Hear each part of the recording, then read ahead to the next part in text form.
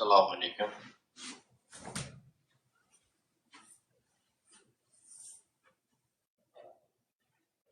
Alo.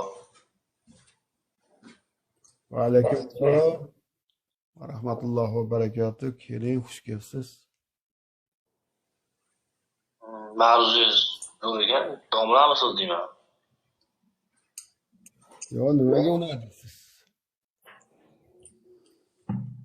Ko'p namoz qilamiz, keyin domlalar mavzu o'qiydi ko'p termlarda. Shunday hadislarni biladi. Yo'q, endi bu domlalar emas, musulmonlar ham gapiradi buni. Hammaning vazifasi, u domlaning vazifasi emas. Musulmon odamlar har bitta chiqargan so'zi shar'iy, seriozniy hukmlari bilan, dalillari bilan gaplashiladi. Biz musulmonlar, oddiy musulmonman.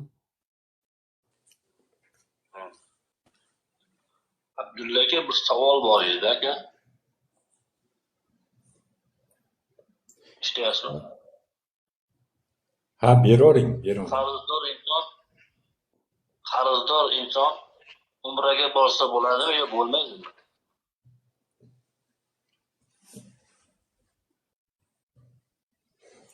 Ziyodulla aka, nima deysiz?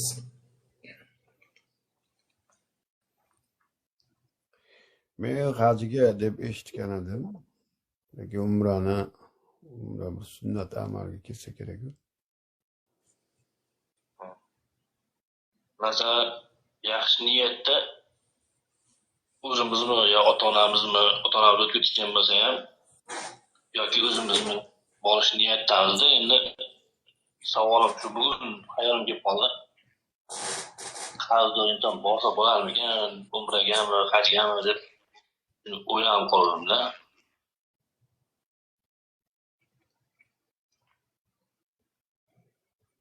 Aka, bu hukmlarda bilsangiz o'zingiz ayting. Men bilganim qarz to'lashlik vojibda, umraga borishlik bu mandur, sunnat amal. Birinchi bo'lib vojib amal qilinadi, birinchi qarz to'lanadi.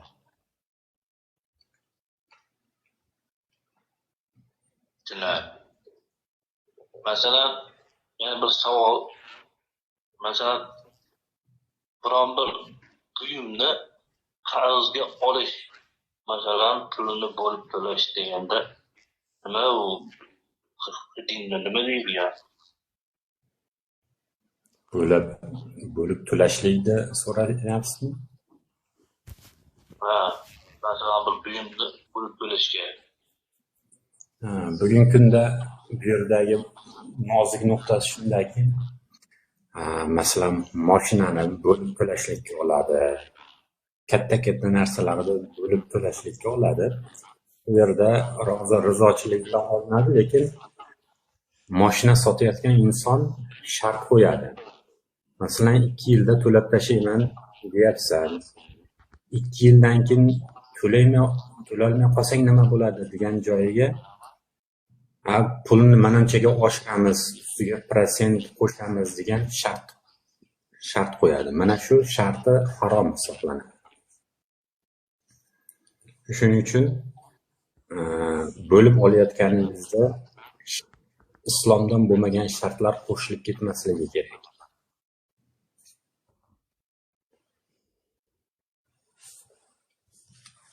Masalan, savolim shundan iborat. O'zim Toshkentda yashayman-da, Toshkent viloyati Ohangaronda yashayman. Ayolim Xorazmda yashaydi.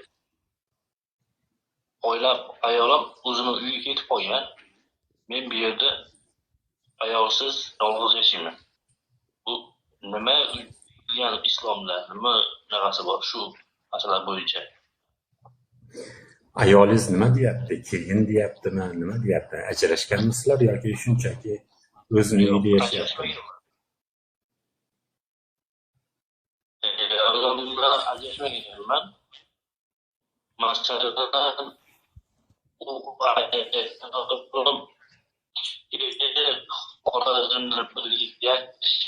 deyapti. Men yo'q, o'zim Toshkentimda yashayman deyapman. Xullas, ikki o'rtada bolalar sarson bo'lyapti. Shu masala qiyin hozirda meni. Ha, ayolingiz Toshkentga kelishni xohlamayapti. Albatta. Ha, siz ham Xorazmga borish niyatingiz yo'q. Shunaqa niyatim yo'q. ijtimoiy masala ekan. Yo'qda men bu yerda. Ha, Bunga bir Sharif hukumat bunga maslahat berishimiz mumkin-da, uka. Lekin bunga bir maslahat berishimiz mumkin-da, bir aka-uka qatorida. Albatta buni ham o'zi shariatda nima degan desa, payg'ambarimiz sollallohu alayhi vasallam o'sha qo'l ostinglardagi ayolinglarga dedi, muomalani dedi juda qattiq ham qilmanglar, juda ham bo'sham qo'yib yubormanglar. Bir qovurg'ani singari qaranglar dedi. Qovurg'ani dedi to'g'rilayman desangiz sindirib qo'yishim mumkin dedi. Agar uni o'z holiga tashlab qo'ysang dedi, u dedi maqomini yo'qotib qo'yishi mumkin dedi. Uning uchun me'yorda ushlanglar dedi Rasululloh sollallohu alayhi vasallam oilamiz, ahli oilamizda. Endi bu yerda masala, siz misol hozir o'zingiz aytdingiz, bola sarson bo'lyapti dedingiz. Misol sizlar er xotin o'zingizlarda o'rtanglardagi bu shaxsiy manfaatinglarda bu bolaning tarbiyasi eng muhim masala bo'lgan narsani qoldirib yuboryapsizlarda. Alloh taolo farzandni beradi ne'mat qilib va eng asosiy ota-onaga berilgan farzand bu omonat bo'ladi. Bu omonat ustida siz ham ayolingiz ham so'ralasizlarda, bolani ustida so'ralasizlar Xudo ustidan. Shu bolani hayot mamot masalasini sizlarni tarbiyalar muhimroq o'rin egallab hal qiladi. Mana shuncha ayolingizga nasihat qiling, ey onasi, sen bilan bizni qayerda yashab, qanaqa yashashligimiz muhim emas o'zi. Mana bolani tarbiyasi muhim. Ertaga bizni qiyomatda yo quvontiradi yoki baxtsiz qiladi mana shu bola. Biz undan ko'ra Allohning bergan rizqiga shukr keltirib, mana omonat bo'lgan bolani men halol luqma bilan boqay. Sen chiroyli shuni bir Robbisini tanitib, halol pok inson qilib sen tarbiya qilgan. Qo'limizdan kelgancha deb kelinga nasihat qiling. Ba'zi bir sharoitlarga qarab yon berish kerak bo'lsa, endi ayol kishi ham bir boshqa bir oiladan bo'lib ham uzoqdan ekan. Shu ko'yniga sal yo'l topib, chiroyli yaxshilik bilan shu bolani kelajagi uchun uka sal nima qilasizda endi. Endi hammasi ham nimadan desa, mesela ayol kishini erda itoatida bo'ladi. Er nimaga desa, er uni ustidan so'raladi. Uning uchun siz javob berasiz.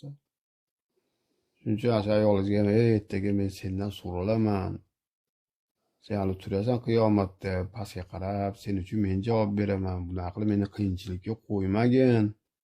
Ertaga Xudo huzurida men qiynalib qolaman. Sen mana qilib u yoqda yursang, ota-onangning uyida, men mana qilib o'zim issiq-sovug'imga o'zim qarab, o'zim qiynalib yursam, agar mendan norozilik bo'lib qolsa, senga Allohning bir jazolari bo'ladi. Gunohkor bo'lib ketyapsan. Men sen gunohkor bo'lishingni xohlamayman deb chiroylik yondashib, bir Allohdan qo'rqitib, gunohkor bo'layotganini eslatib, Rasululloh sollallohu alayhi vasallam aytdi-da, agar dedi ayolni dedi erkak kishi huzuriga chaqirsa, agar o'choq boshida bo'lsa ham ishini tashlab kelsin dedi. Erni roziligi bilan jannatga kiradi ayol kishi. Ayolni jannati erni oyog'ini ostida bo'ladi. Xuddi farzand uchun onani roziligi, onani oyog'ini ostida jannat bo'lsa, ayolni jannati erni roziligidadir. Mana shularda chiroylik qo'pollik qilmasdan kelinga chiroyli o'zi tushuntiringda, uka mana shunaqa deb. Ha, endi sharoit to'g'ri kelib bo'lsa, Xorazmda ham yashaymiz, Toshkentda ham yashaymiz. Xudoning yeri keng, hali rizqimiz boshqa joylar bo'lsa, seni men qayerlarda yashatgim kelmaydi. Misrlarda, sen Turkiyalarda olib yashagim keladi sen bilan deb, mana ko'yniga yo'l topib, uka, ana bolani tarbiyasiga jiddiy qarang uka. Mana shu biz sizga bir maslahatimiz uka. Ha, Jamoliddin aka, u ayolingiz nimaga kelishni xohlamayapti? Masalan, yo o'zimda ham ozgina ayb bormi deyman. Sharoitim sal og'irroqda meni, masalan, nima deydi? O'zim tomni turaman. Kommunal to'lovlardan ozgina qiynalib qo'yganman. Keyin o'zim kunli ishga chiqib yuraman-da. Yo o'ylashim bo'yicha yo noto'g'ri o'ylayapmanmi? O'ylashim shundanki, uzoq yo oilam ta'minotini qilib bera olmayapman, yoki bo'lmasam uyimga bir tuzukroq bir sharoit qilib bera olmayapmanmi deb o'ylab qolyapman-da. Ko'p aybni o'zimdan izlab qolaman deyman-da. Ha, siz Ayolimdan so'rasam, Aha. ayolimni so'rasam kelmaysanmi? Yo'q, yashaylik desam, aytadi, sharoit qiling, boramiz dedi. Endi imkon qadar qilaman endi. Mani endi qarzga botib, sal qiyinchilik bo'lib qolyapti, ta'minot qilib berishga. Ha, siz u yoqqa nimaga borgis kelmayapti? Nima deydi? Yo'qda misol men ishlagim keladigan odamlarga mehnat qilib bir so'm bo'lsa ham topayin deyman. Nega? Chunki yo'qda yashash qiyin. Masalan, joy kelsa o'zim ham musofirchilik ko'p yuraman, Rossiyada ko'p yuraman. O'shanga yo'qqa borib kelmagan sababi ish yo'qda, yashash qiyin. Hozir Undan ko'ra Toshkentda yashash nisbatan ish topish osonroq demoqchiman-da. hozir Jamoliddin aka qarang, u yoqqa borsangiz ish yo'q ekan. Toshkentda yursangiz baribir ta'minotini qilolmayapsiz ekan. Hozir farqi yo'q. Qilyapman-da. Nima deysiz? Qo'limdan kelgancha Toshkentda Xorazmdan ko'ra qilaverayapman iloji boricha. Ha, bo'lmasam bu yerda Toshkentda yurgan bo'lsangiz, oilangizni, bola chaqangizni kim boqyapti? Men bu yerda iloji boricha pul tashlab turishga harakat qilyapman-da. Asosan bola puli degan narsalar bor. Endi rizqni Allohga bermasa.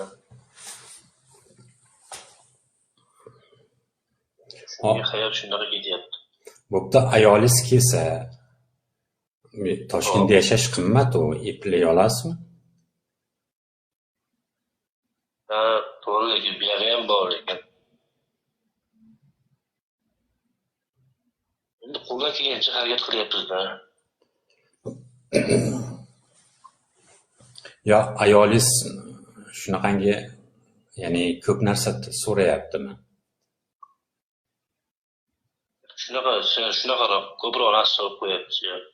Nima, masalan, televizor bo'lsin, o'zimizda alohida muncha bo'lsin, xonamiz 3 ta 4 ta bo'lsin degan nima shunaqa shartlari bormi?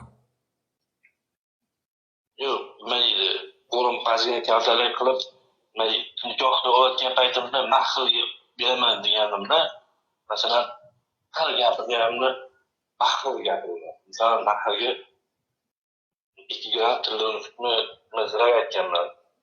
Nuqul shu gap yuzimga so'radi. Mahil bermagansiz, hali bermagansiz, yo'q, hali qilib beraman desam, yo'q, operasiz deb.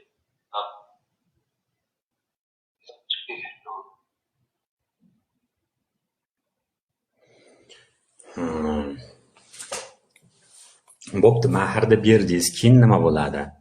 Keyin nimani talab qiladi? Yo shu bilan muammo yechiladimi? Menimcha o'ylashim bo'yicha o'zi kelmaydi deb o'ylayapman. O'zi kelmasa kerak, chunki bundan kunga yangi qiliqlar deydimi, yangi gaplar chiqib kelyapti deymanda. Ha, siz yonida bo'lmaganingiz uchun chiqayotgandir bunaqa gaplar.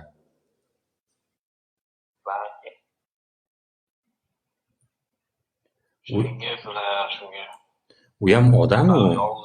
Ha, u ham odam u, yolg'iz yashash u odamga to'g'ri kelmaydi-da. Bolalaringizni o'zi tarbiya qilayotgan bo'lsa kerak, o'zi boqayotgan bo'lsa kerak, shunaqami? Yo'q, uyda men pul tashlab turaman, asosan onasini oldida. Ha, u yoqqa borsiz, uylaring qayerda? Hozirmi? Xorazmga borsam, ota-onasidan qolgan uy bor, o'sha yashashadi. Ota-onasi o'tib ketgan, bir o'zi yashaydi-da, qarindoshlar oldida. Ha, hozir o'sha yerda turibdi.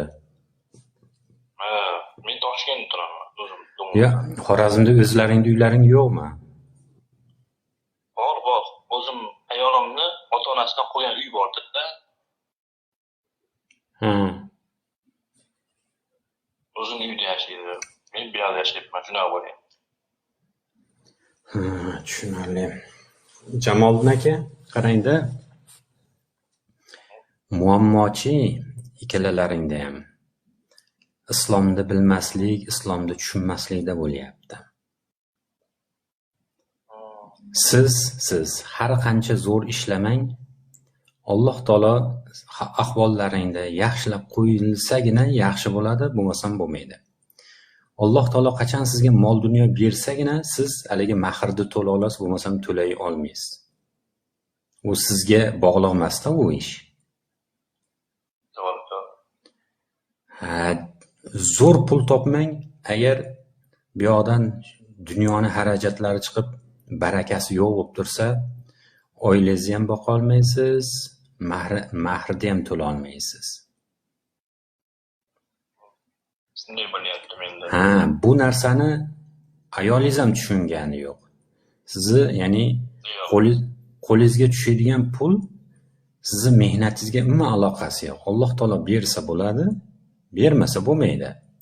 Ha, ayolingiz bo'lsa sizdan talab qilyapti, to'g'rimi? Albatta. Ha.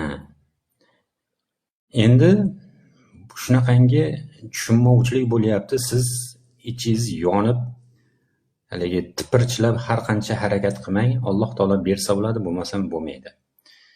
Ha, shuning uchun Jamoliddin aka, birinchi bo'lib o'zingiz yaxshi tushunib olishingiz kerak, keyin asta-sekin ayolingizga tushuntirishingiz kerak.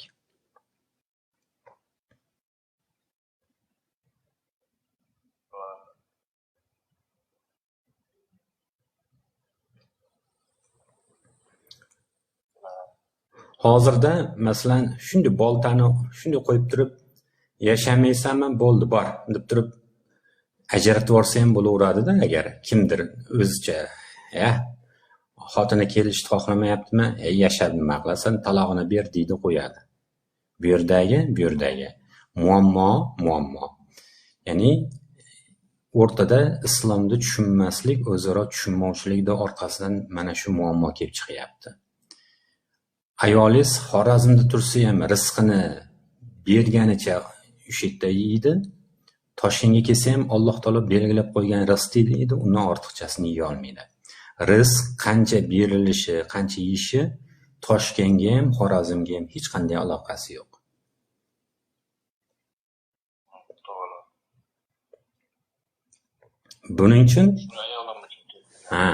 Buning uchun birinchi o'rinda mana bu rizq Allohdan, bizni mehnatimizni rizqqa hech qanday aloqasi yo'q degan narsani tushunib olish kerak.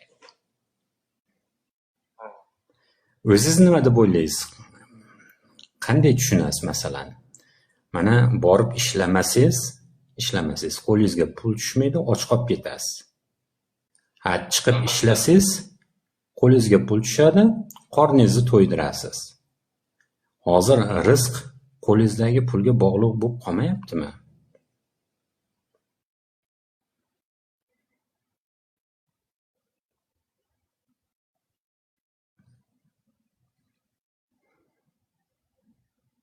Nima deb o'ylaysiz, Jamoliddin aka?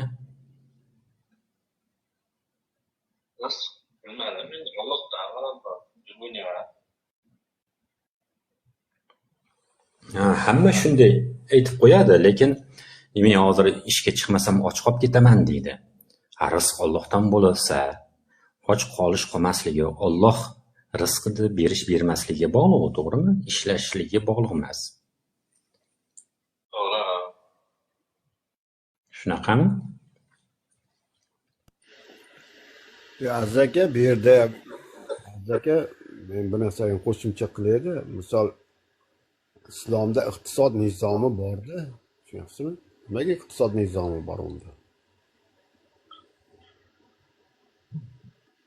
Mana shu narsalarni, mana shu muammolarni, mana shunaqangi yosh oilalarda bu ukaga o'xshagan juda ko'pda unaqa bir iqtisoddan qiynalgan, mana shu iqtisod qiyinchiligidan oilalar buzilib ketayotganligi, farzandlar tarbiyasiz qolishligi mana shu rahbariyatda iqtisod nizomini noto'g'ri tatbiq qilayotganligidan ham bo'lyapti. Asos yo'qchilik, misol mana shunaqangi qiyinchiliklar. Endi mana shu yerda mana shu O'zbekiston rahbariyati ish o'rinlari yaratib bersa, mana shu O'zbekiston bo'limani Ohangarondagi tillakonlardan chiqqan, ko'mirkonlardan chiqqan, mana shu boyliklarda ham shariy ahkom asos tatbiq qilinganda, taqsimlanganda edi, bu umumiy xalq mulki degan masaladachi. Mana shuning uchun ham islomda iqtisod nizomi borda. Albatta u rizq deganda biz uni aqidaviy masala Allohdan deymiz, lekin iqtisod nizomi degan narsa ham shariatda borda baribirchi. Aka nima deysiz mana shunga?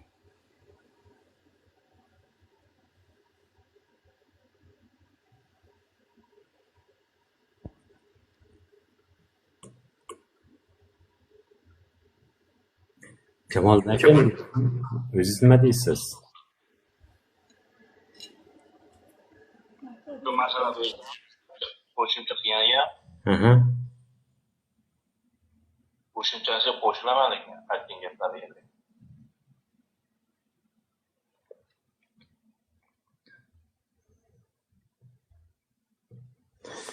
Aka, bu masalan rizq Allohdan, bizni mehnatimizga aloqasi yo'q degan narsani tiniq aniq tushunib yetib olishlik bugungi kunda deyarli hamma musulmonlarda bu muammo borda.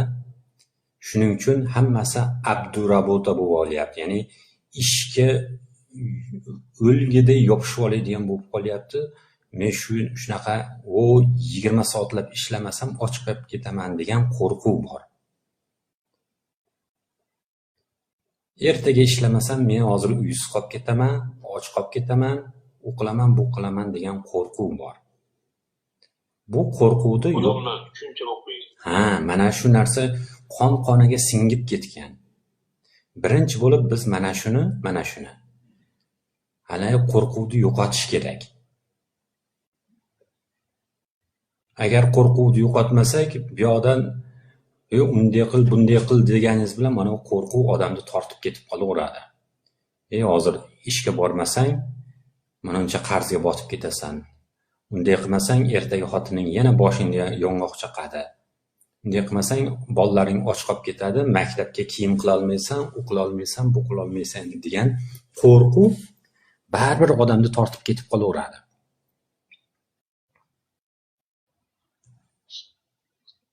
Birinchi mana shu qo'rquvni yo'qotish kerak. Jamoliddin aka, nima deysiz? Bu qo'rquvni qanday yo'qotsa bo'lar ekan?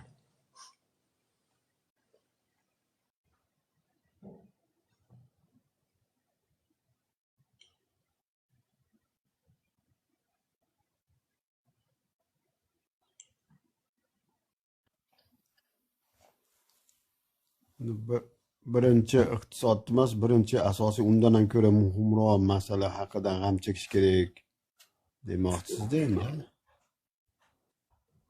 Xuddi shunday. Hozir birinchi o'chirda odamlar pulni, iqtisodni birinchi masala qo'yib olyapti, shuning uchun ham qo'rqib ketib qolyapti deysiz-da endi mana shunda. To'g'ri aytyapsiz. O'zi asli nimadan qo'rqish kerak o'zi? Och qolishlikdanmi, kambag'al bo'lib qolishlikdan qo'rqish kerakmi yoki boshqa undan ham ko'ra muhimroq narsadan qo'rqish kerakmi degan savol bo'lyapti ekanda endi. Jamoliddin aka, nima deysiz? Mana shu qo'rquv hammada bor. Nima deysiz? Bu qo'rquvdan qanday qutulsa bo'ladi? Qanday buni yo'qotsa bo'ladi? Endi qarang, men sizga bir misol keltiraman. Siz yaxshiroq tasavvur qilishingiz uchun. Qarang, uyingizga o't ketdi deb faraz qilaylik. endi uysiz qoldingiz. Boshingiz qotib, ya'ni boshingizga changallab o'tiribsiz. Nima qilishingizni bilmaysiz. Pulingiz yo'q, hech narsangiz yo'q.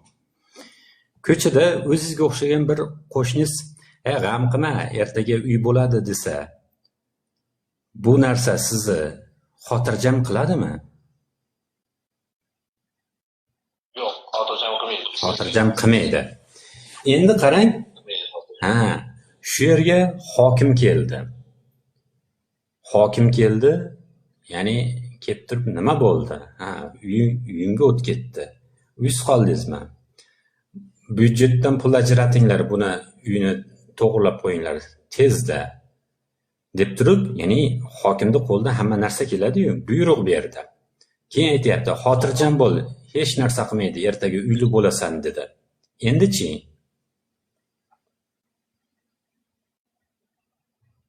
Endi xotirjam bo'lasizmi? Hokim aytsa, xotirjam bo'ladi odamlarga. Qarang. O'zingizga o'xshagan odam aytsa xotirjam bo'lmas ekansiz. Sen nima qarzon qo'qiyapsanmi? Xotirjam bo'l desa, unday bo'lishi muammoga botib qoldingmi? Xotirjam bo'l desa, siz xotirjam bo'lmas ekansiz. To'g'rimi? Bitta boyvachcha odam, g'am qilma, o'zim hal qilib qo'yaman desa, xotirjam bo'lar ekansiz, to'g'rimi? Shunday bo'ladi. Haligi hamma yo'qda tanishi bilishi bo'lgan odam kelib turib, tanishlarim hal qiladi, xotirjam bo'l desa, xotirjam bo'lasiz, to'g'rimi? Xotirjam bo'ladi. Endi ikkinchi masala ham bor. Endi qarang, bu yerda qo'rquvni kim ketkazadi degan savol qo'yilyapti. Nima qilsak yoki kim qo'rqma degan gapni kim aytish kerak ekan degan savol qo'yilyapti.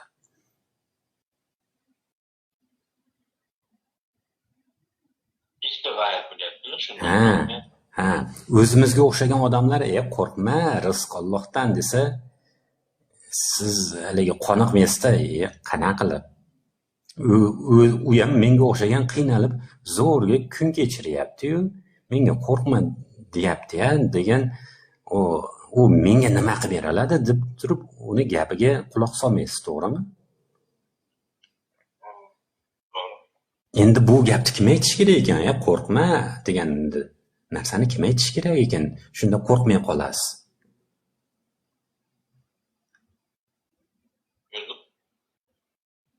Davlat odam bo'lyapti-da shunda. Ko'ngil xotirjam bo'lish uchun davlat odamlar tushunishi shunaqada. Endi qarang, sal nima qilamiz? Bugungi kunda davlat ham g'irt aldaydigan, haligi qo'yningizga puch yong'oq bilan to'ldirib ketadigan odamlar bo'lib qoldi-da bugun, to'g'rimi? Ular ham sizga aytgani bilan siz ham xuddi bu gapiraveradi deb turib, u ham sizni qo'rquvdan olib tasholmaydi. To'g'rimi? Endi boyvachchalarni olib qaraydigan bo'lsak, bugungi kunda boyvachchalar ham zo'rga qiynalib yashayapti. Bitta boyvachcha kelibdi, qo'rqma, rizq Allohdan, och qolmaysan desa, u boyvachcha ham ertaga davlat bunday qilsa bir bola bo'lib ketadi. Boyvachcha bugungi kunda shunaqangi ochko'z bo'lib ketdiki, menga shu quruq gapni sochdan yog'iga o'tmaydi deb turib, u ham sizni xotirjam qila olmayapti. To'g'ri. Kim qolyapti endi unda? Kim bor yana? Oddiy bizga o'xshagan odam qolyapti. Oddiy odamlar aytsa, qo'rquv ketmayapti. To'g'rimi? To'g'ri. Unda kim bor yana? Nahotki umrimizda oxirigacha shuna qo'rqib yashab o'tib ketsak?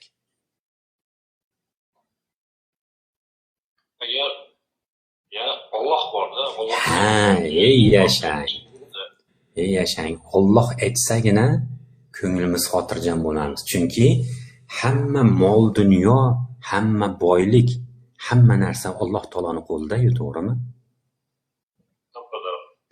Alloh aytsagina keyin qalbimiz xotirjam bo'lib, hech narsadan qo'rqmay qolamiz, to'g'rimi? To'g'ri. Ha. Endi mana demak, kim aytsa biz xotirjam bo'lamiz degan savolni egasini topib oldik. Alloh taolo aytishi kerak ekan. Lekin Alloh taolo Qur'onda, ya'ni payg'ambarimiz sollallohu alayhi vasallam hadislarda shu darajada ko'p aytganki, bizga ta'sir qilmayapti nimagadir. Bir shu gapingizga javob bersam maylimi? Ha, ayting. Odamlar masalan shu joyda benamozlik degan tushuncha borda. Shu narsa odamlarda ko'payib ketgan. Agar hayotimizda hamma namoz o'qib, faqat Alloh deb yurgan yurimizda ham Alloh deganimizda hayot boshqacha bo'lardi. Men tushunishim shunaqada, agar hayotimiz boshqacha bo'lardi demoqchiman. Shu yerda benamozlik degan narsa ko'pda hozir xalqda. Shu benamozlik ko'pligi uchun shunday bo'lyapti deb o'ylayman. To'ppa-to'g'ri aytdingiz Jamoliddin aka. Ya'ni Qur'onda, hadislarda namoz o'qi deyapti. Bo'lmasam jahannamga tushasan deyapti. Hozir aytganimizdek, qo'rqma, rizqing men qo'limda deyapti Alloh taolo. Bu ham ta'sir qilmayapti. Aroq harom, sotma, ichma deyapti. Bu ham ta'sir qilmayapti. Ro'za tut deyapti. Odamlar ro'za tutmay qo'ydi. Bu ham ta'sir qilmayapti. Qarang, bizi muammoyimiz yechadigan yechim turibdi, lekin u ta'sir qilmaydigan bo'lib qolibdi nimagadir. Bu ham bir astag'firulloh deyman, qiyomatni alomati deb o'ylayman-da. To'g'ri, alomatlardan biri, lekin endi bu oxiratda alomati, qiyomatda alomati deb turib, biz endi peshanamga shuna namoz, benamoz bo'lishlik, faqatgina umrim itday, eshakdek yashab o'tishlik yozilgan ekan deb turib, indamasdan ko'nib ketmaysiz, to'g'rimi? To'g'ri. Qarang, o'shaning uchun qarang. Bizni yechimlarimiz Qur'on sunnatda kelyapti, lekin bizga ta'sir qilmayapti. Nimaga u ta'sir qilmayapti ekan? Nima deb o'ylaysiz? Masalan, aroq harommi desangiz, hamma biladi. Harom deydi. Lekin aroqxonalar to'l yotibdi. Aroq ichayotganlar to'l yotibdi. Namoz o'qish farz, o'qimagan gunohkor bo'ladimi desa, hamma biladi. Lekin deyarli juda ko'pchilik namoz o'qimaydi. Bee'tibor. Nimaga shu darajada bee'tibor, ta'sir qilmaydigan bo'lib qoldi lekin?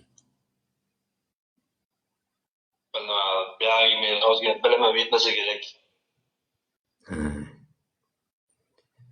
Qarang, endi sizga shu yerda yana bir misol keltiraman.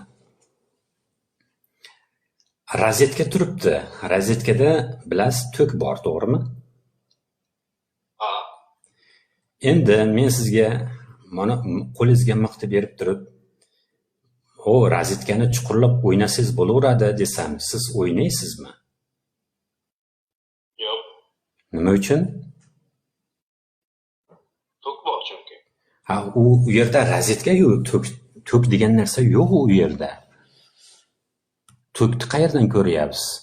Haligi tok degan narsa bolg'asini ko'tarib, haligi gursini ushlab sizni uraman deb turibdimi u yerda? Yo'q, ko'rinmaydi. Ko'rinmaydi. Sizga tok juda ham xavfli narsa ekanligini siz qayerdan bilyapsiz?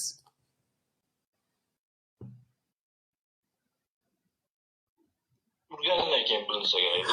Ko'zga ko'rinmaydi. Ko'zga ko'rinmaydi, lekin tajribangiz bor. Ko'pchilikni ko'rgansiz yoki eshitgansiz, tok urib o'lib qolgan, unday bo'lgan. Ya'ni kichkinagina rozetka. U yerda biror bir ilon ham turgani yo'q, boshqa narsa ham turgani yo'q, lekin hamma juda qattiq qo'rqadi u bilan o'ynashgani, to'g'rimi? Qo'lingizga mana $10,000 yo $1 million beraman, bir yaxshilab ushlab, bir chaynab bergin desa, shu ishni qilasizmi? Yo'q. Dunyoni mol-mulkini bersa ham ushlamasdim. Qizig'i yo'q deb o'lib ketganingizdan keyin u $1 million nima qilasiz o'lib ketsangiz, to'g'rimi? Keragi bo'lmay qoladi. Ha, kerak bo'lmay qoladi, qizig'i yo'q. Endi qarang, siz mana shu tokni u yerda kichkinagina rozetka tursa ham uni shu darajada xavfli yomon narsaligini sizni aqlingiz aytib turibdi, tushuntirib turibdi, to'g'rimi? Endi yosh bolaga shuni aytsa, tok bilan o'ynashib qo'yishi mumkinmi? Mumkin. Ha. Nima uchun? Chunki ongi yetmasa kerak, tayyorga yetmaydi. Ha, unda ya'ni tushunishlikka yetarlicha tajribasi yo'q, yoshlik qiladi, hali aqli tuzuk quruq shakllanmagan. To'g'rimi? To'g'ri. Endi misol o'zimizni hayotiy misolga qaytamiz. Biz aytyapmizki, namoz o'qi, jahannam bor, jahannam juda yomon deyapmiz. Lekin odamlar baribir jahannam bilan o'ynashib qo'yyapti. To'g'rimi? To'g'ri. Jannat degan joy bor, savob ishlarni qil, haromdan tiyil desa, bee'tibor yuribdi. To'g'rimi? Holatda. Ha, oddiy holatda yuribdi. Demak, odamlarni jahannamdan shunaqangi ham, mana u to'kdan ham milliard baravar yomonda jahannam, to'g'rimi? To'g'ri. Shu jahannamni ko'rmasa ham, xuddi to'kni ko'rmayapmiz-ku rozetkada. Uni yomonligini ko'rmayapmiz-ku. Jahannamni ham ko'rmayapmiz, lekin ko'rmasak ham undan shu darajada qattiq qo'rqib qo'yadigan bo'lishlik uchun nima kerak ekan?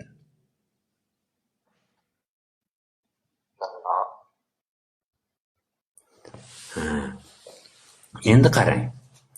Agar siz jahannamni borib ko'rib kelsangiz ham harom ish qilgan bo'larmidingiz? Yo'q. Yotganimda ham, turganimda ham namoz o'qirdim. Ha, agar odamlar, ya'ni Payg'ambarimiz sollallohu alayhi vasallam aytayapti, sizlar men bilganni bilganlaringda edi, boshlaringizni sajdadan ko'tarmagan bo'larlaring deyapti. Agar biz jahannamni borib ko'rib kelganimizda edi, biz qaytib boshimizni sajdadan ko'tarmas edik. Muammo.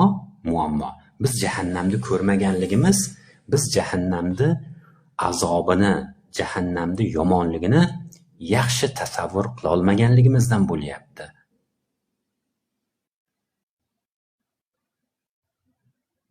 Tushuntira oldimmi muammo nimadagiligini? Ya'ni siz to'kni yomonligini shunaqangi tiniq tushunib turibsiz, lekin yosh bola tushuna olmayapti. Shuning uchun to'k bilan o'ynashib qo'yyapti.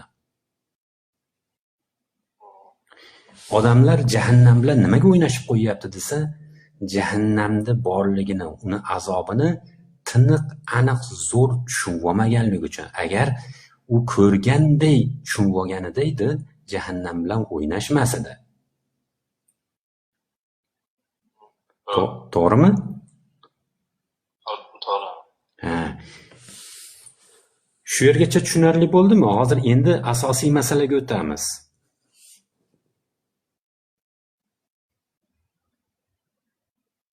Jamoliddin aka? Eshitib. Ha, endi qarang. Hech kim jahannamni borib ko'rib kelmagan. Jahannamni haligi derazasi dunyoga ochilmaganda, bir qarab qo'ysak edi, biz ham zo'r namozxon bo'lib ketardik deyishlik uchun unaqa narsani iloji yo'q. Qanida bir borib o'lib, qaytib kelganimda edi desak, o'lganlar qaytib kelmayapti. Endi qanday qilib biz jahannamni borligini tiniq, aniq tushunaydigan, azobini xuddi haligi to'kni yomonligini tushungandek tushunadigan qilib, ya'ni tasavvur qilishimiz mumkin. To'g'ri. Qanday qilish mumkin? Nima deb o'ylaysiz? Nima qilsak biz jahannamda shunaqangi qattiq qo'rqadigan odamga aylanib qolamiz? Bilmadim.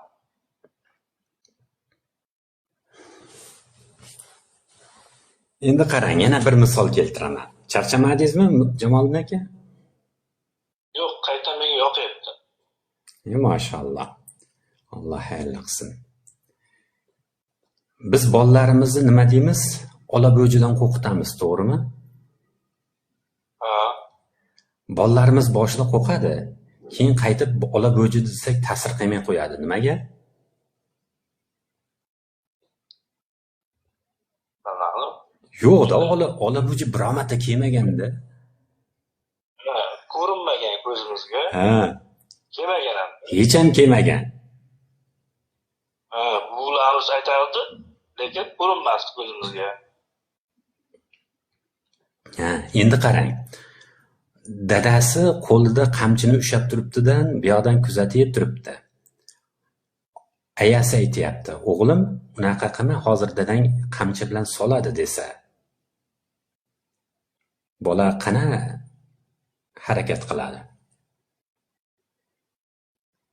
To'g'ri harakat qiladi. Ha, Ko'rsa, to'g'ri harakat qiladi. ha, 10 yildan keyin ham agar faraz qilaylik, otasini qamchi bilan ko'rsa, juda sipo bo'lib, chiroyli o'tirib oladi-da, to'g'rimi? Aqlli bo'lib. Ha, u odam bola. Mana bu xavfni o'z ko'zi bilan ko'ryapti, to'g'rimi? Ha. Olabo'jini bo'lsa, ko'rmayapti. Demak, qarang, biz jahannamdan shu darajada qo'rqitib qo'yishlik uchun uni rostdan ham borligini kallamizga solib qo'yadigan, uni o'ta yomon narsa ekanligini miyamizga shuni joylab qo'yadigan nimadir bo'lish kerak ekan. Bo'lmasam, u 1000 yil jahannamdan qo'rqma, jahannam yomon narsa, unaqa qilma, harom ish qilma desa, hech jahannamni ko'rmagan odam, bo'lmasa kerak, hech ham ko'rmayapman deydi qo'yadi. Demak, bizga jahannamni borligini, uni yomonligini miyamizga solib qo'yadigan nimadir bo'lishi kerak ekan. Bo'lmasam shayton keladidan, balki yaxshi bo'lib ketar, balki jahannamga tushmassan, balki jahannam yo'qdir, balki. Hammasi gapirib yotibdi, ha aytaveradi-da. Degan shubha gumonlarni solib, mana u jahannamdan qo'rqish degan narsani yo'qotib tashlar ekan. Endi qarang, bizga demak, jahannamning rostdan ham borligini, uni yomon ekanligini miyamizga solib qo'yadigan nimadir bo'lish kerak ekan. Bo'lmasam, olabo'jini ko'p qaytaraversa, oxiri ta'sir qilmay qo'yar ekanda, bugun ham namoz o'qi, jahannamga tushasan degan narsani qaytaraveradi, oxiri ta'sir ham qilmay qo'ygan. Bezalab qoladi. Beziydi-da. Aroqda haromligini aytib, jahannamga tushasan do'rgan oxiri bu gapiraveradi, bu olabo'jini gapirgandek deb turib, odamlar e'tibor ham bermay qo'ygan, ta'sir ham qilmay qo'ygan. Ha, endi demak, biz shunday narsa topishimiz kerakki, jahannamni biz xuddi ko'rgandek, xuddi borib ko'rib kelgandek, uni azobi yomonligini ko'rib kelgandek narsani miyamizga solib qo'yadigan nimadir bo'lishi kerak. Shuni izlayapmiz biz. U nima ekan? Jamoliddin aka, nima bo'lishi mumkin ekan?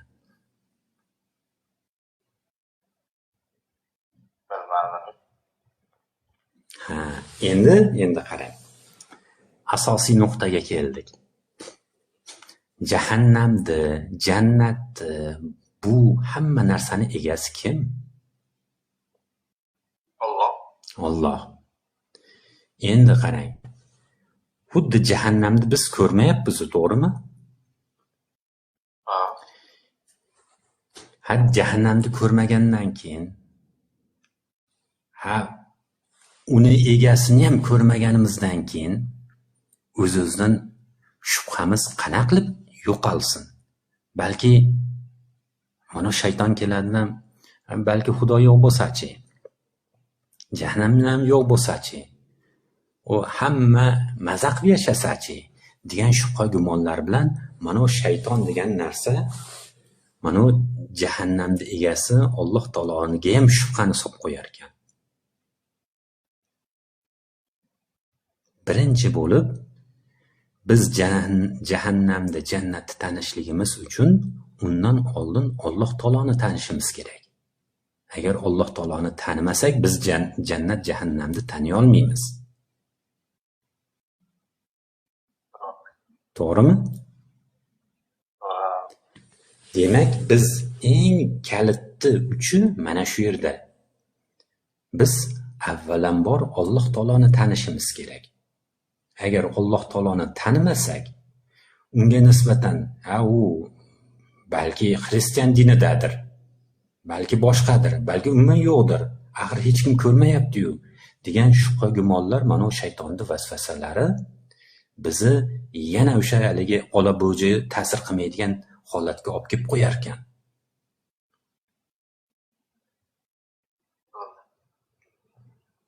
Qiynab bormadimmi Jamoliddin aka? Yaxshi ketyapti bana. Ya Alloh rozi bo'lsin. Endi asosiy masala, endi kalitimizni uchiga yetib keldik. Biz Alloh taoloni qanday taniymiz? Uni borligini qayerdan bilamiz? Hech kim ko'rmayapti-yu.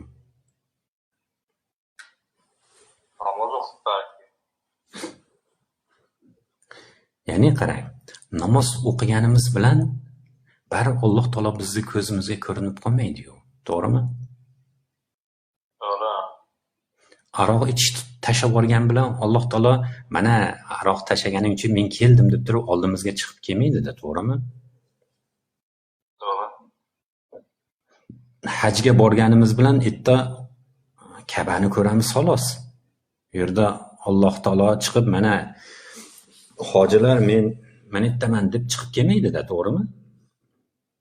To'g'ri. Nima deb o'ylaysiz, Jamoliddin aka? Biz Alloh taoloni qanday tanir ekanmiz? Bilmadim. Qiynab qo'ymayapmanmi aka? Ha. Alloh taoloni tanishlik uchun avvalambor uni borligini qattiq ishonib olish kerak. Bir misol keltirdim-u, ya'ni otasini qo'lida qamchi borligini bilgan bola onasini gapiga aniq kiradi. Nimaga? Qamchi borligini biladi-da, u eshikni tepasida ilingan turibdi. Dadasi har kuni ishdan keladi. Dadasini ko'rgan, bor, aniq ishonadi. Qamchini ham borligini aniq biladi. Eshik tepasida ilingan turibdi. Agar mana yomon ishni qilsam deydi bola, dadam meni aniq uradi deb turib 100% ishonadi, to'g'rimi? Mana shu narsaga. To'g'ri, ishonadi. Ha, ana olabo'jigachi ishonmaydi u. Olabo'jini na bir sharpasi ham bo'lmasa, hech narsasi bo'lmasa. Demak, olabo'jiga nisbatan shubha. Baribir shubha borligi uchun bola baribir bilganini qilib qo'yar ekan.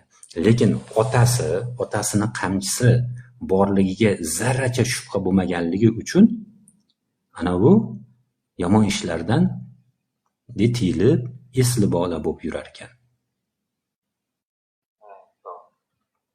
Demak, biz avvalambor jahannamni borligini tiniq aniq ishonishlik uchun biz birinchi Alloh taoloni borligini aniq tiniq bilib olishimiz kerak ekan. Alloh taoloni borligini hech kim ko'rmagan bo'lsa-chi degan shubha gumonlarimiz bizni mana harom tarafga sekin tortib ketib qolar ekanda.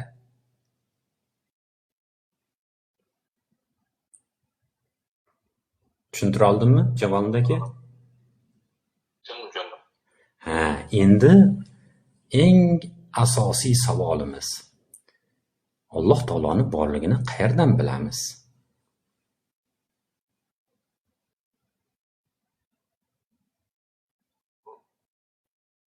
yaxshi miyamizga singdirib olsak, unda o'lsak bo'ladida. Qarang. Alloh bor deb miyamizga sindirib olishimiz kerak, ongimizga. Xuddi yaxshi fikr, lekin bu yerda jicha muammoli joyi bor-da. Olabo'jini o'zimga o'tirib olib, olabo'ji bor deb 1000 marta qaytarganim bilan mana shu shubha gumonim ketmas ekan. Endi qarang. Bir kimnidir borligini qayerdan bilamiz? Shunday oshxonaga kirsiz, uyda o'zingiz yashaysiz, to'g'rimi? Kvartirada. Ertalab chiqib ketdingiz, hech qanday ovqat qilganingiz yo'q. Shuni uyga kelsiz, tayyor shunaqangi mazali pishirilgan ovqat turibdi. Nima deb o'ylaysiz? Mana bu produktlarim, kartoshka, sabzi, piyoz, guruchlarim o'zaro kelishib, meni xursand qilishlik uchun ovqat bo'lib pishib oldimikan degan fikr keladimi? Keladi odamga.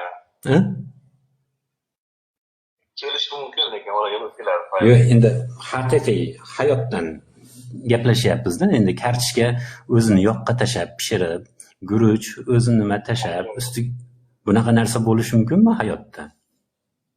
Yo'q, hayotda bo'lmaydi. Ha, ovqatni ko'rib turibsiz, nima xayol keladi unda sizga?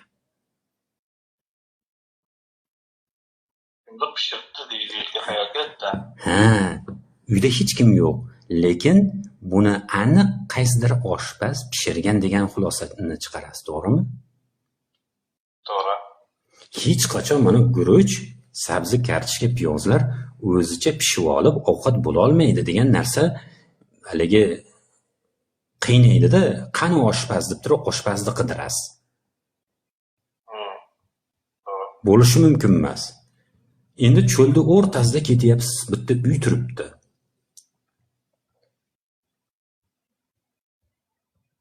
Ha, xuddi shunday yo'q, ha.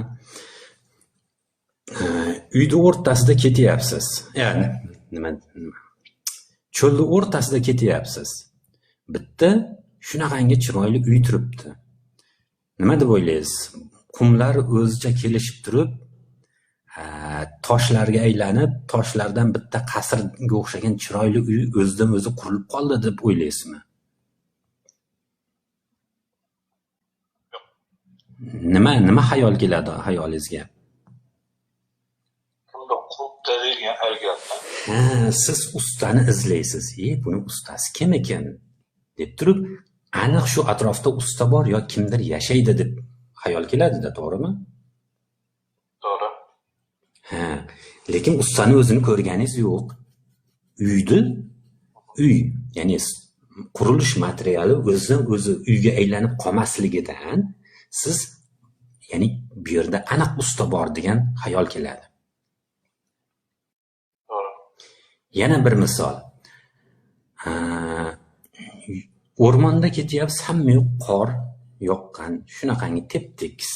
Lekin qandaydir haligi kichkina 5 barmoqli izlarni ko'ryapsiz. Nima degan xayol keladi? Kimdir o'tganda deb. Ha, kimdir o'tgan yo qandaydir bir hayvon bosib o'tgan degan xayol keladi. Qor men bilan hazillashib shunaqa izlar qoldiryapti demaysiz-da, to'g'rimi? To'g'ri. Ha, mana shu hayvonni o'zini ko'rmasangiz ham, uni izidan, ha, bu o'rmonda hayvon bor ekan degan xayol keladi. Endi qarang, endi asosiy masalaga o'tdik. Demak, biz ustani borligini uyda ko'rib bilyapmiz. Oshpazni borligini ovqatni ko'rib bilyapmiz.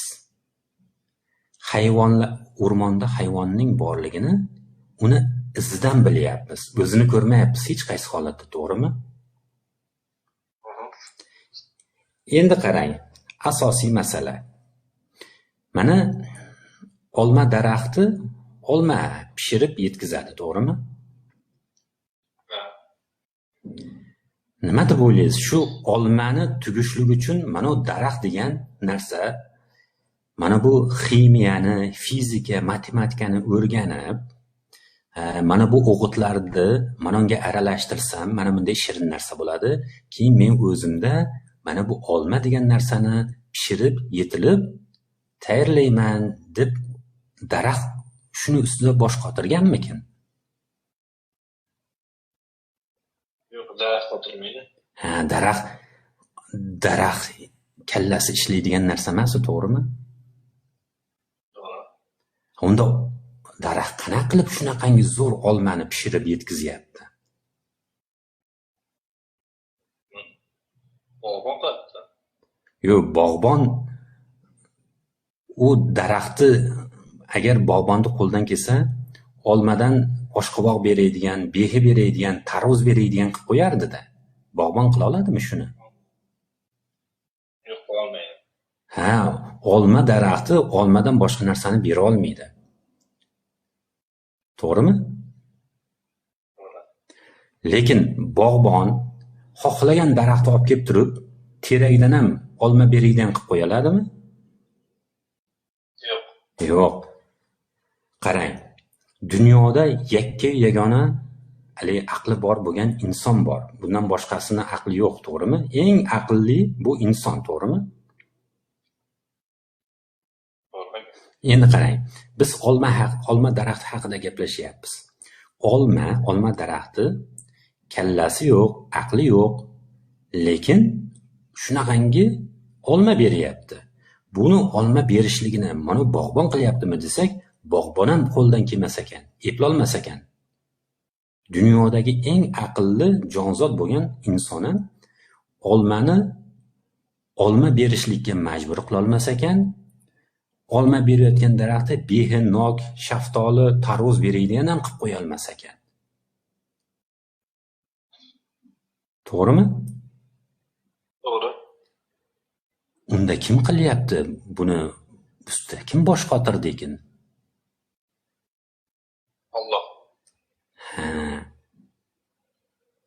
Aniqmi? Aniq. Nima uchun? Allohning qo'lidan keladi bu ishlar hammasi. Qarang. Daraxt o'zida qo'ldan kelmayapti. Tuproq desak, tuproq ham kallasi aqli yo'q, tuproq ham qo'ldan kelmaydi. Hayvonlar qilyaptimi desak, hayvonlar o'zini o'zi zo'r gaplaydi-yu.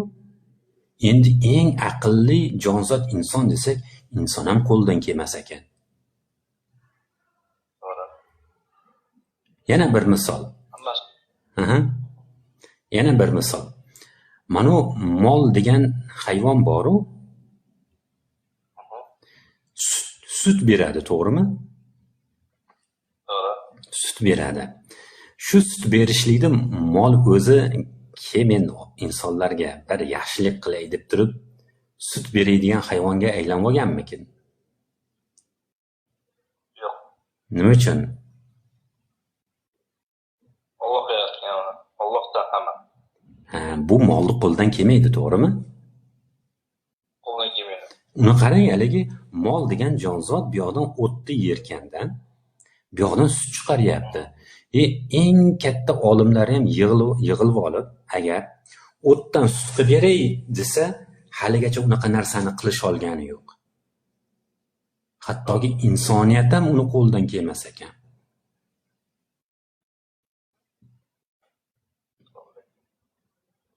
Allohning qo'lidan keladi hamma.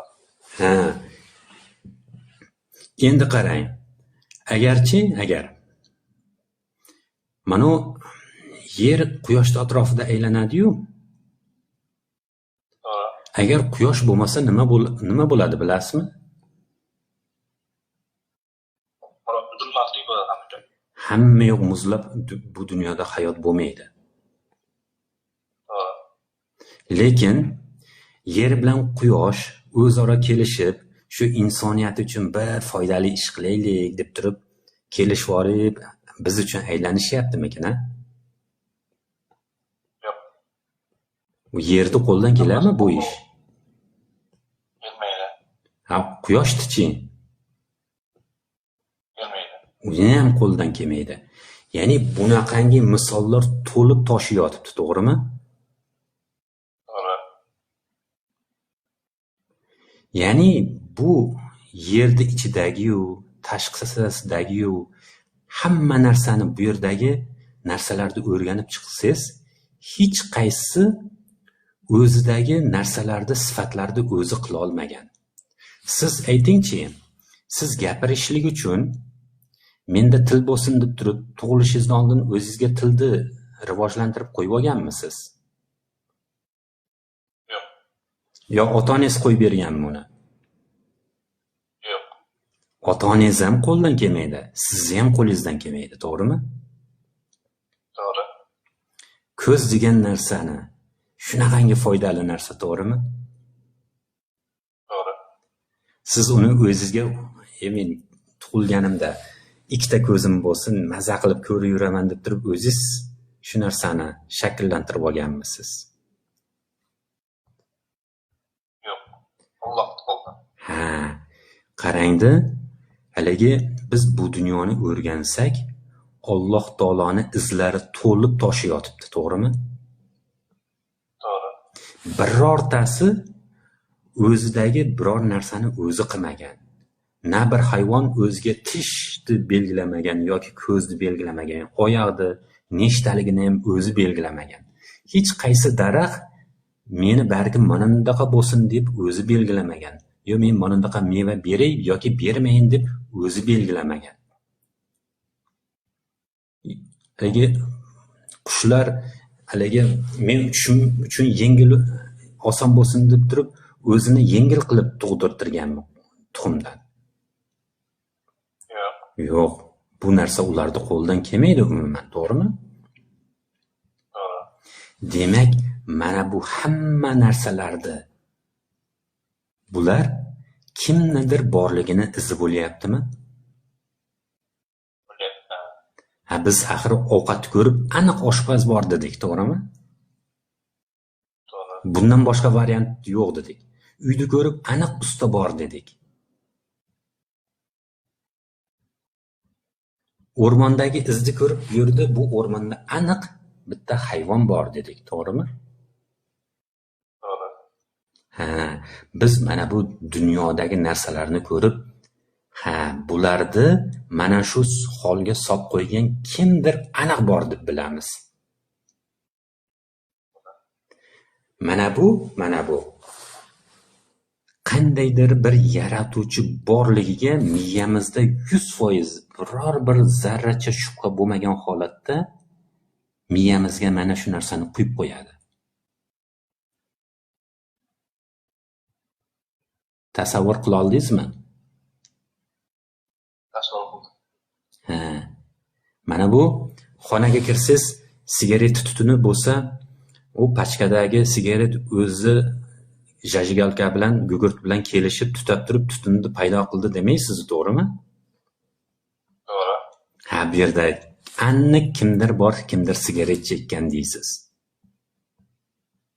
100% ishonasiz mana shunga, to'g'rimi? To'g'ri. Zarracha shubha gumon qilmaysiz. Xuddi shunday bir olamlarda Robbisi borligiga zarracha shubha qilmaydigan narsa mana bu mavjudotlar. Mana shu mavjudotlar olamlar Robbisining borligiga bir iz, belgi hisoblanadi. O'shaning uchun Alloh taolo ham aytadi: "Ey aql egalari, fikr yuritmaysizlarmi? Mana bu osmonlar va yerlarni yaratib qo'yganimga ibrat bilan qaramaysizlarmi? Kun va tunni almashtirib turganimga ibrat bilan qaramaysizlarmi? Tuyaning qanday yaratilganiga ibrat bilan qaramaysizlarmi?" deb turib Alloh taolo juda ko'p o'rinlarda "Ey inson, aqlingni yurgiz, mana bu narsalarga qara, men borman" deb turib insonni fikrlashga buyuradi. Mana shu yerdan biz aqlimizda 100% meni Robbim bor degan narsa paydo bo'ladi. To'g'ri. Charchatib qo'ymadimmi, Jamoliddin aka? Sal ozgina.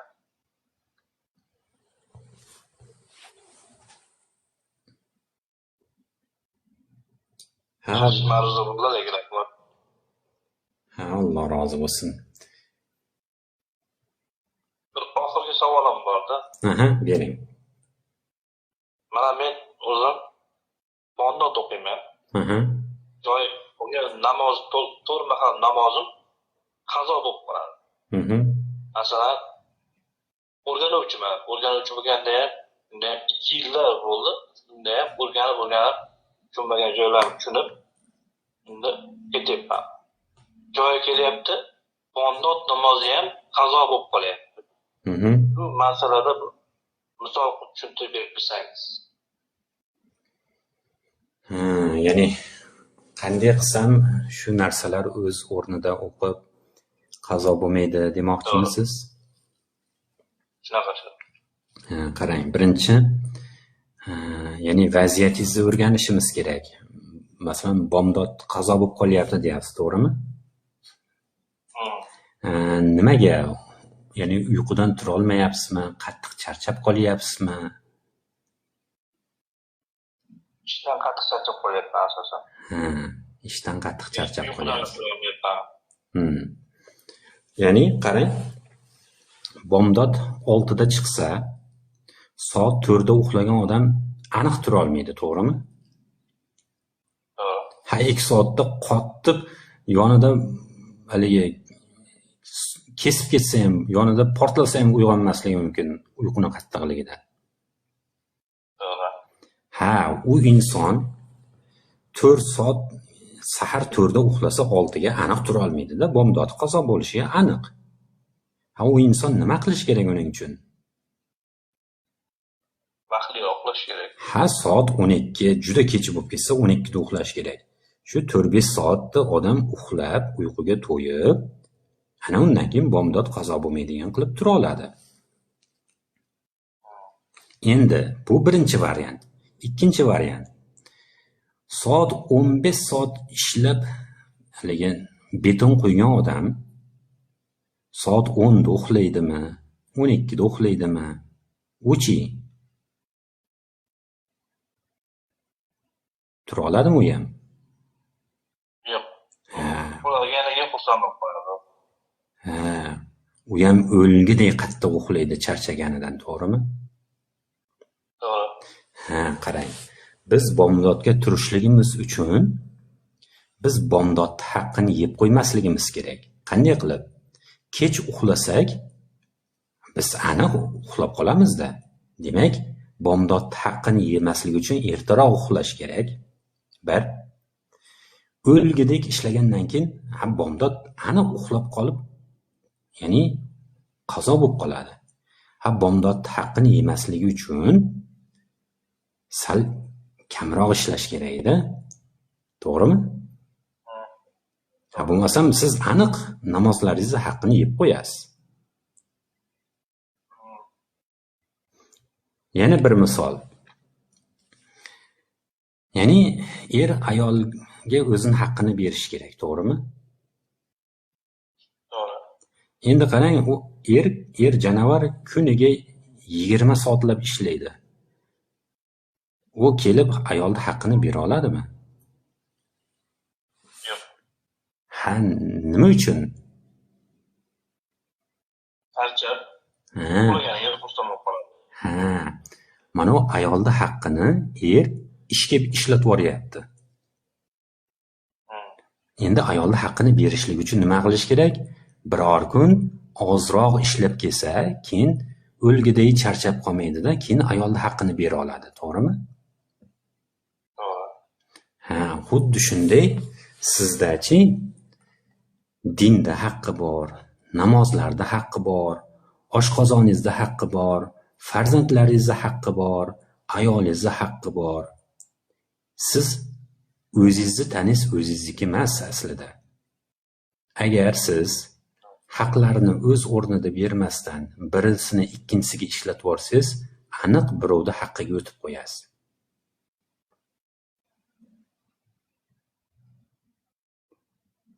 namozni haqqini berishlik uchun namozni haqqini yeb qo'yadigan darajada, ya'ni qattiq ishlab namoz ham o'qiy olmay qoladigan holatda bo'lib qolmasligingiz kerak. Namozni haqqini yeb qo'yasiz unda. Endi kechqurun kelib uyqu kelmayapti-da deb turib telefon tutib yotaverib, saharga yaqin uxlab qolsangiz, unda ham namozni haqqini yeb qo'yasiz. Mana bu soat 4 gacha telefon tutib o'tirishlik namozni haqqini yeyotgan bo'lasiz. Shuning uchun o'zingizga shunday qo'yishingiz kerakki, agar soat 12 dan keyin yana bir narsalar qilib yotadigan bo'lsam, aniq bomdodga tura olmayman. Bomdodga tura olmasam, aniq qazo bo'lib qoladi deb turib, ya'ni bomdod haqqini yemaydigan. Ishlayotganingizda ham agar men yana 2-3 soat ishlasam, qaytib men qo'limdan hech narsa kelmasdan uyga borib, haligi o'likdek qattiq uxlayman. Xufton ham qolib ketadi, bomdod ham qolib ketadi deb turib, ya'ni chegarani bilishingiz kerak. Endi biz o'zi bu masalani boshida nima uchun boshlagan edik? Mana bu bizni qilayotgan mehnatimiz, rizqimizni ko'p yo ozayishiga ta'siri bormi yo'q degan masala bilan boshlagan edik. Esizdami?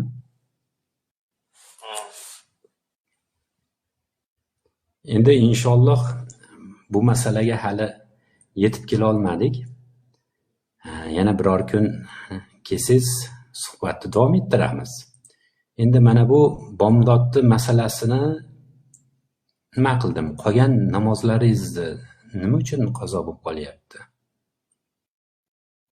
Masalan, broker ishlab qolsam, masalan, nima deydi? Farq tilda yonib turibdi deydimi? Ish yonib turibdi. Sen ishni tashlab namoz o'qiganga ketyapsan degan bir borda, misol uchun asali, masalan, ishlab turibsan, ba'zi boshliqlar aytadi, sen ishlab turibsan, ular namoz o'qiganga ketyapsan, sen ular ishlayapti degan tushuncha borda. Masalan, endi u pul beradi bizlarga, haq bergandan keyin nima deydi? Rizq Allohdan avvalambor. Pul bergandan keyin bo'lgan namozlar qazo bo'lib qoladi shunga. Tushundim. Siz ishga kirayotganda, birinchi bitta narsa, siz soatbay ishlaysizmi yo ishni kelishib, shu ishni tugatishlikka kelishib ishlaysizmi? Masalan, 8dan 7dan değil, 8dan değil, 8dan 5 gacha ishlanadi. 12lar bu shunday hayot shunday ketyapti. Ya'ni siz kuniga 8 soat ishlab berishingiz shart. Shunga kelishgansizlar. Shunday. Undachi qarang. Kelishuvda namozni haqqini ham kelishib olish kerak. Agar siz shu 8 soatning ichida mana bu 2-3 ta namoz, endi qishda 3 ta to'g'ri kelar, bo'lmasam yozda to'g'ri kelsa bitta peshin to'g'ri keladi yoki asr ham shuning ichiga tushib qolishi mumkin. Mana shu namozlarni vaqtini ham kelishib olishingiz kerak.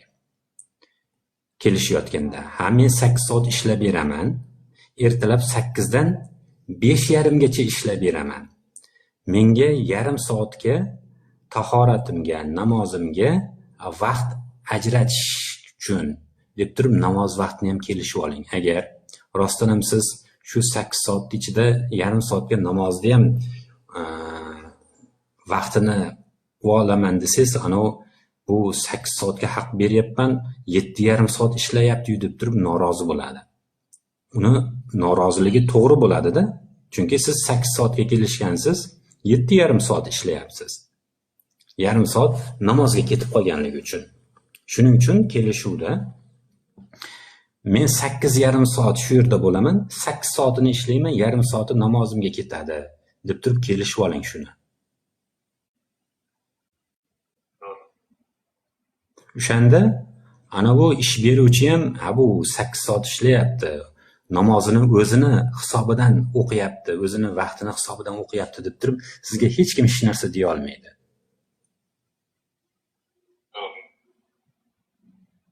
Shu narsani ya'ni kelishib olish kerak. Endi u ish beruvchilar ham hammasi musulmon, to'g'rimi? Kofir bo'lganda ancha janjal qilishi mumkin edi. Sen hamma ishlayotganda nima namozga ketasan deb. Lekin musulmon bo'lgandan keyin obetimda hamma yarim soat qilsa men 1 soat qilaman. Yarim soati obetimga, yarim soati namozimga. Shuni hisobidan 5 dan keyin yana yarim soat ishlab beraman deb turib kelishib oling masalan. Chunki bu yerda namoz o'qishlik farzda. Uni qilmasangiz juda qattiq gunohkor bo'lib qolasiz.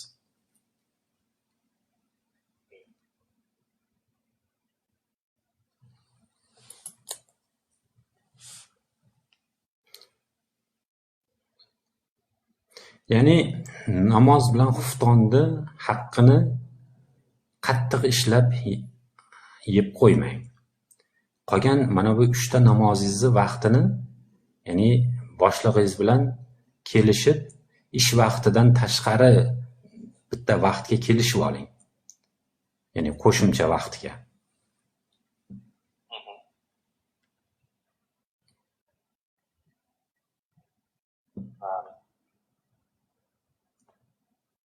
Masalan, yana bir savolim bor edi, domla. Beravering. Endi mayli sanki endi javob bo'lyapti. Eng bir gunoh avvalambor tavba qilsa Alloh kechiradigan. Bir do'stim ham namoz o'qiydi. Do'stim namoz o'qiydi. O'zi gunoh bo'lganman. Bomdodda o'qib turib, bomdodda. O'qib turib, bir qarinda uyda o'qib turib, bomdodda bir endi ayol kishi borib turib zino qilib turibdi. Shu o'ylab qoldim, nega bu yerda gunohini yuvyapti, borib bu yerda gunoh qilyapti. Shunda o'ylab qoldim, nima unday bo'ldi deb qoldim men. Bu masala haliginda gaplashganimizdek, biz jahannamda olabo'ji deb turib aytaversak ta'sir qilmay qo'yarkanda, uni xuddiki ota qo'ldagi qamchini ko'rganday tushuntirib berishimiz kerak. O'shaning uchun aytyapman, ya'ni muammo nima desa, olabo'ji to'rib bezdirib yuborganmiz. Biz unga o'tirgizdirib, mana bu otang, mana bu qamchi, mana bu ishni qilsang, yaxshigina savalaydi, uradi deb turib, xuddi mana shunday tushuntirish kerak. Unday tushunishlik uchun biz o'zimiz yaxshilab shu narsani tushunib, birovga ham yetkazadigan darajaga chiqib olishimiz kerak. Shuning uchun, ya'ni siz avval keling yaxshilab tushuntirib nima qilib qo'yay, inshaalloh sizdagi muammo ham, oilangizdagi ham, ana bu do'stingiz, birodaringizdagi muammoni ham yechimi mana shunda-da.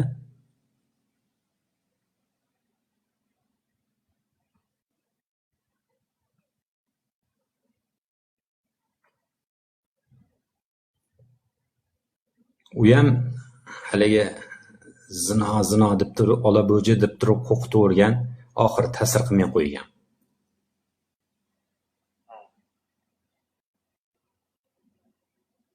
Xuddiki qo'lini o'tinni ichiga suqib chiqargandek jahannamni ko'rsatib berish kerak-da, ana shunda keyin to'xtaydi.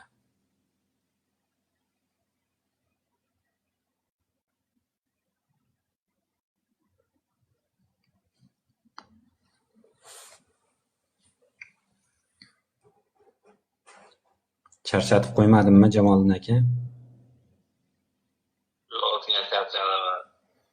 Ha, o'ziga yarim kechasi bo'lib ketdi-yu, bomdodga nima qilib qo'ymang.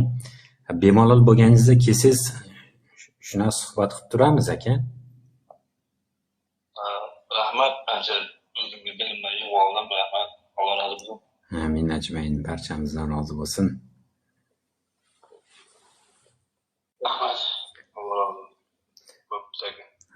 Har kuni Jamoliddagi soat 10 ga shu yerda nima ochib gaplashib o'tiribmiz. Kelsangiz suhbatni davom ettiramiz. Bo'ldi aka. Bo'pti, xo'p. Allohga omonatsiz.